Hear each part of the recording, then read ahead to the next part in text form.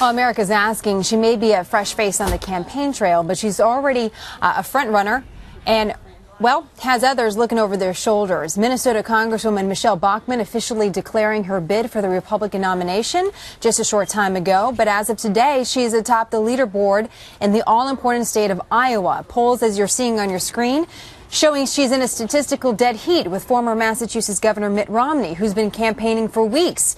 So how much does the Tea Party have to do with Bachmann's rise? And one of the questions we wanted to ask today is, what will the Tea Party's role be in 2012? Joining us to answer your questions, Jamie Radke. She's the chairwoman emeritus of the Virginia Tea Party Patriots Federation. She's also a Republican U.S. Senate candidate in Virginia. Matt Kibbe is president and CEO of Freedom Works. Mark Meckler, co-founder of the Tea Party Patriots. And welcome to you all as we tackle some of these issues going into 2012.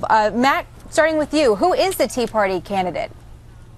I don't think there is a Tea Party candidate yet. We're trying to measure all of the potential nominees based on the same standard from the Contract for America. Do they line up with Tea Party values?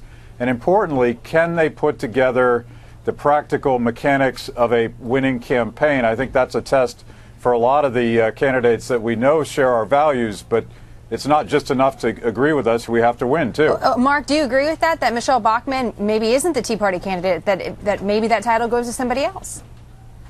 I don't think there is a Tea Party candidate. And what we're looking for is the Tea Party movement itself to analyze the candidates, to make a mature analysis of their positions, their histories, the things that they're saying right now in the campaigns. They'll make the decision when the time comes. So who would that be, Jamie, if it's not any of the candidates that are out there so far? Well, I certainly think that there are candidates that are out there. I mean, as someone that's worked closely with Michelle Bachmann, I think one of the things that the Tea Party really appreciates about her has been her fearlessness and the fact that she is not beholden to any sort of special interest groups.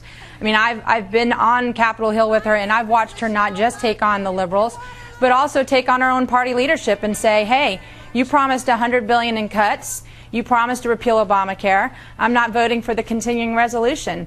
So I think that she does have credentials in the Tea Party movement, but as the others have said, we'll watch and see, but I believe she's got the fire in the belly for sure. Well, Jamie, the Tea Party certainly has changed the course of your fate as well. You're jumping in, you're running for Senate in your state.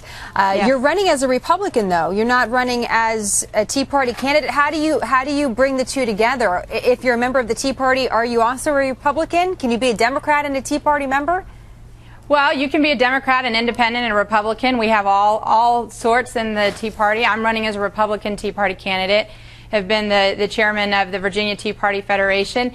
And what we really see is people who are just tired of the political establishment. I tell them it's not about R's and D's. It's really about Washington, D.C., and the rest of us outside the Beltway. And that's really what the frustration is. Even if you look at this current debt situation, I mean, you're in a hole. Stop digging. I mean, we're going to dig our way to China, and yet you still have this ongoing discussion about digging a deeper hole on our debt. Well, and Matt, on that, I'm glad that Jamie brought up the debt, because certainly the Tea Party was a big force for certain candidates that got elected in 2012, not 2012, in 2010.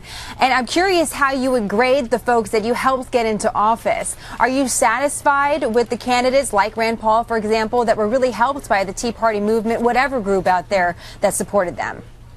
Well, if you really look at this historically large Tea Party class in both the House and the Senate, I think all of the good ideas, all of the innovations on cutting the deficit, balancing the budget, eliminating programs that don't make sense are coming from the Tea Party class. Not just Rand Paul, but a lot of senators that won in 2010, a lot of House members that won in 2010. And Mark, are you as satisfied as well with who's in government and the type of reputation that's arisen from those that were backed by the Tea Party? Are they doing their job?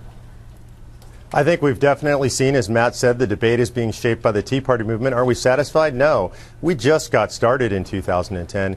You're going to see a much more historic turnover in 2012, and the Tea Party movement is going to continue to shape the debate for decades to come. I frankly believe the Tea Party movement is what's going to save the nation. How do you do that without buying into the establishment a little bit, Mark? And what I mean by that is obviously there's a whole bunch of different organizations. There's not necessarily a united force. Jamie, I know that you were part of a federation that has brought some Tea Party members together. But Mark, how can you do that if one, you're not united, and two, you may not have the money that the establishment has? Well, really, it doesn't take the money. It takes the people, and we have the American people behind us. Remember, the American Revolution itself was won with just roughly 30% of patriots fighting the American Revolution. Roughly 30% were Tories, and then there was the middle third who just didn't really care. We have more than 30% of the nation. Coming out of the polls in 2010, 41% of voters, those are the people who count, the voters, said that they identify with the Tea Party movement. So we have what we need to make the change. The nature of the debate shows that that change is being made. We just need a few more years to solidify these changes. Well, it's interesting. You mentioned history. We could be a part of it right now, as you point out. Jamie, Matt, and Mark, thank you so much. We look forward to having you back and continuing this conversation. Thank you. Thank you.